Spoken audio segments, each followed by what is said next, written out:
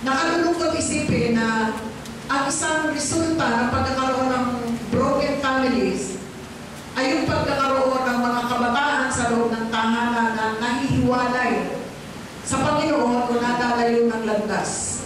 So maraming mga kabataan, sabi doon, 85% of them, pag pinagbahagi mo sa kanilang murang edad, marami ay nakakulong sa rehabilitation center. Ang iba naman ay may pariwarang buhay. Ang iba naman ay nagwawalang bahala na maging ang edukasyon ay kanilang inaayawan. So isang malaking bahagi ng ating bansa ang pagkakaroon ng mga kabataan. Parang nasisira na yung sinabi ni Dr. Jose Rizal na ang pag-asa ng bayan ay kabataan. Bakit po? Ang sabi ng isang manunulat, isang kadahilanan ay yung pagkakaroon ng tinatawag na poor parenting. Yung kawalan ng maayos na namamahala ng mga magulang. Kasi sa ating henerasyon, maraming mga kabataan ang lumalaki, for example, na walang nanay. Ang iba naman, lumalaki na walang ama. Ang iba naman, parehong wala yung magulang. Kanino lumalaki yung mga bata? Minsan sa mga relatives or kadalasan ay sa lola o lolo. Okay? Naunawaan niyo po ba yung senaryo? Ngayon, bilang mga mananampalataya, tayo po ay merong tungkulin upang dalhin natin yung ating anak to the highest potential na gusto ng Panginoon. Okay? Tutuklasin natin paano ba sila magkakaroon ng isang maganda at maayos na buhay. Kasi laging ang plano ng Diyos, magkaroon tayo at maranasan natin talaga yung buhay na ganap at kasiyasiya na ipinangako. So kung yung mga magulang ay walang panahon sa pananalangin para sa kanilang mga anak, ano yung model na ipinapakita nyo sa kanila? Kaabalahan, kahunde hanggang ating gabi, nasa palengke kayo, nagtitinda. Hindi po yun ang nais ng Diyos. Hindi galit ang Diyos na tayo maghanap buhay, kumita, yumaman. Pero ang gusto ng Diyos, may panahon ka para sa iyong mga anak. Ilang mga magulang dito ang nag-gather bago matulog, bago manood ng mga teleserye at nananalangin.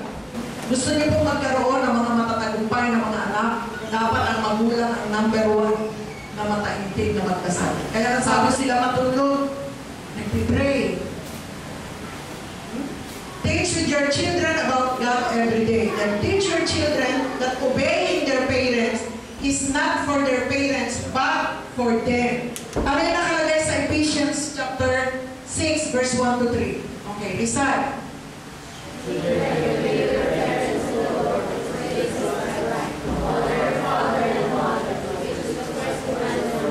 Ang sabi, honor your father and your mother.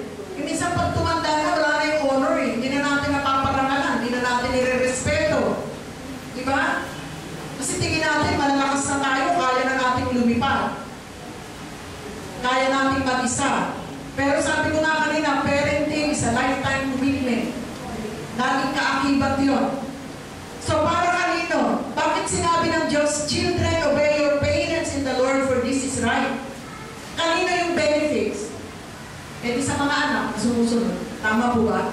Ano sabi niya sa ulihan? That it may go well with you. Alam niyo po kapag sinundan niyo sa concordance, ang ibig sabihin, hindi ka pala pagkukulangin ng Diyos. You see? Hindi ka pagkukulangin ng Diyos and He will satisfy you with long life. And that is written in the book of Ezekiel. Only God can satisfy you with long life. Kaya sabi niya, you will enjoy long life on the earth if you will obey your parents. Paano kung yung mga anak mo lagi nag-aaway? Wala po yung pagkakaiba sa church. Sino ang magulang niyo sa church? What will happen kung kayong mga anak ni pastor ay nagngangat-ngatan, naglalaban-laban? Ang sabi ni Apostol Pablo, mauubos ka. Diba? Hinahayaan ko kasi makapasok ang asong lobo. Ano yung mga galit, mga hinanakit sa isa't isa, mga walang pagtitimpi sa kanilang sarili. Ganon din po sa loob ng tahanan. Kapag hindi natin na-train mabuti ang ating mga anak, they will not enjoy long life. Maiksi ang buhay nila. Kaya ano sabi, 85%, out of that 85%, some of them ay nakakulong sa rehabilitation center. Drug dependent. Manginginom. Kabataan, nagsisigarilyo. Kabataan, at the age of 14, pregnant. Walang ama. Tinatakbuhan ng mga lalaki. Ganun po ba gusto nyo maging resulta? Sa church, huwag din tayo umasang tayo magpapalaan kung tayo po'y sumusuway sa kalooban ng Diyos. We, as His children, we need to obey God. We need to obey those people whom God entrusted to us. Tama po ba? So kung tayo po'y maglalaban-laban, mag-aaway-away, wala po matitira sa atin, mauubos tayo at huwag din kayo umasa na tayo kakatagpuin ng Diyos sa ating mga pandang. Umaasa po ako na sa 3 serye ng pagtuturo namin ginawa kayo po'y maraming natutunan para i-apply sa loob ng tahanan. Kalalakihan, now you know how to be handsome sa harapan ng Diyos. Ladies, alisin natin yung Jezebel spirit natin. Submit to your husband. Children, obey your parents in the Lord.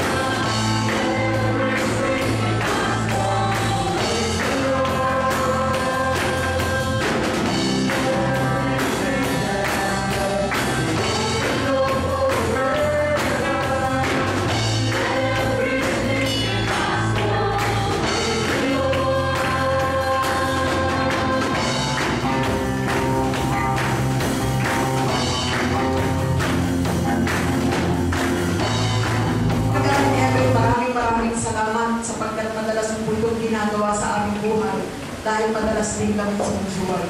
Salamat sa pagpapatawad. Ibinanalangin po namin o Diyos na lubos na magkaroon kami ng kaunawaan sa iyong mga salita na magbula ang paghubog mismo sa loob ng aming tahanan. Makita ang tunay na aral sa buhay naming mga magulang upang kami po ay magkaroon ng mga anak na lalakad ayon sa iyong kapugiran, ayon sa iyong kabanalan.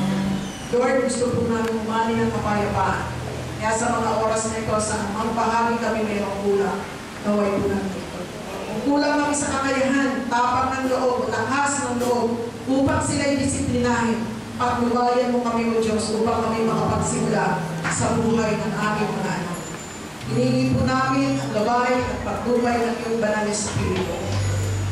Panginoon, ipunat mo po ang iyong mapagpalang kamay, basbasan mo ang bawat kama ng mga tahanan namin ito, ang bawat ina na meron pong mga anak na pinalalaki, buhay na mga kabataan na mula sa panahon ng kanilang kalakasan, maunawaan nila na ang pagsunod ay higit na mahalaga.